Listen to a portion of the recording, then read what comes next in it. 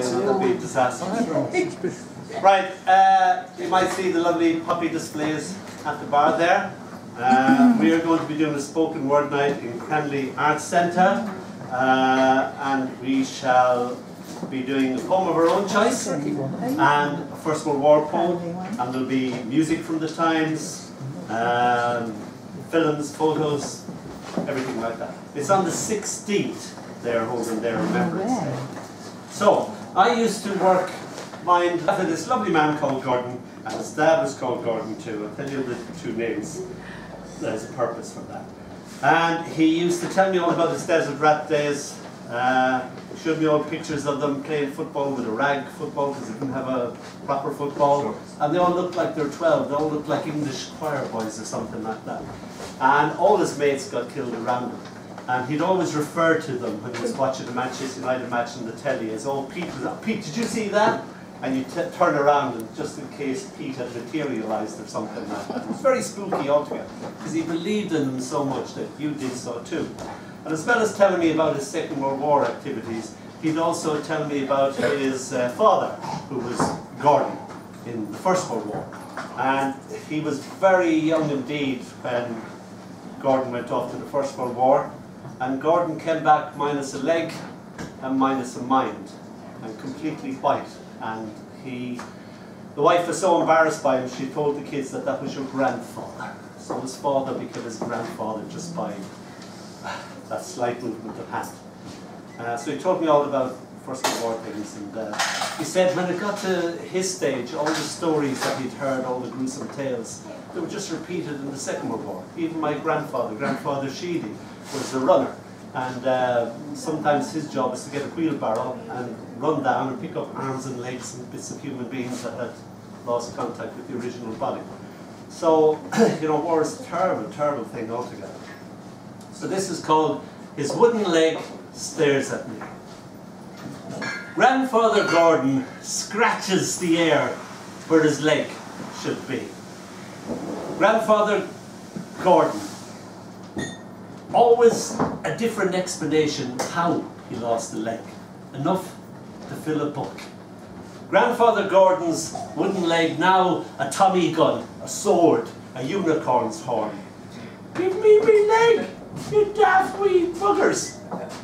Grandfather Gordon's gone. His wooden leg lives on, dusty in the corner. Thank you. We made a slight flirtation with the Swindon Poetry Festival, and we're doing a workshop with Kim Moore. And an hour after writing this poem, I was on stage in front of a mic. So that was the quickest turnover I ever had. So this is called Visitation. Brian walked through the wall, paused, smiled, half is in, half way out. "Jesus," he said, "that always happens." He pulled the rest of them through to this room, leaving a glowing trail of ectoplasm. "It makes me feel like a bloody snail. Sorry about the ghostly slime. It's hard to get used to being dead, you see what I mean." I couldn't have, of course, so I just nodded. "And this ghost stuff is really the pits. Here I am, and yet here I am not." He gave me a playful punch on the shoulder and went right through me, misjudging his new existence. "Now listen, bud, all this crime is getting on my nerves. It's got to stop. We've got a life to live. Now live it." And then, like a cliched cockerel crowing at the dawn, he faded into the curtain. "Jesus, these curtains are truly terrible. They'll have to go." "Well," said the sunlight, "will we get on with it?" The day waited impatiently, hopping from one minute to the next. "Yes," I said. "Yes." Just before I go, we were doing a reading down in the Jersey Opera House with Linda Rose Parks, who we've just published. And it was a really nice gig altogether. We'd stayed with Linda and her husband, and lots of late nice chats, sitting in the kitchen. By the time we hit stage, we were totally natural with each other, and we had just great fun just exchanging poems. Listening to Linda read just beside me, she reminded me of my little daughter encountering the sea for the first time. So I woke up the next morning with the dawn, and Linda has these bamboo shoots that go up into the sky, And up here we don't see sparrows. There's about 20 sparrows on the top of these little bamboo shoots, and they're all... So this is called The Moment Before the Moment, and it's for Linda Rose Parks. The sea stands by my daughter's side, like a huge monster she has tamed. See, see, my friend, she pats and pets it. Both of them smile for the camera, as if either could never die. This, the moment of the photograph that fixes them both in place, held in a forever of black and white. The moment before this moment, she had thrust her hand into the sea's massive body, and like a surgeon or a magician brought forth a shell. To her, it is a little miracle. She plunges her hand in again, conjures up a bikini top, and then, like a a bikini top, blue with white polka dots.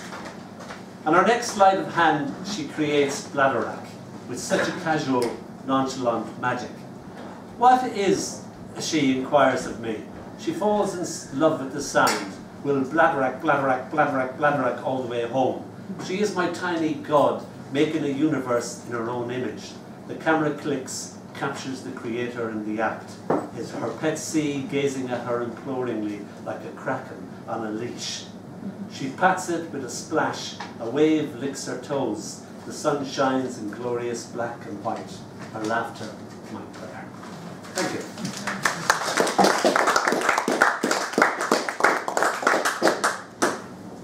There is a man called Ray Poole. At least that's what he told me his name was.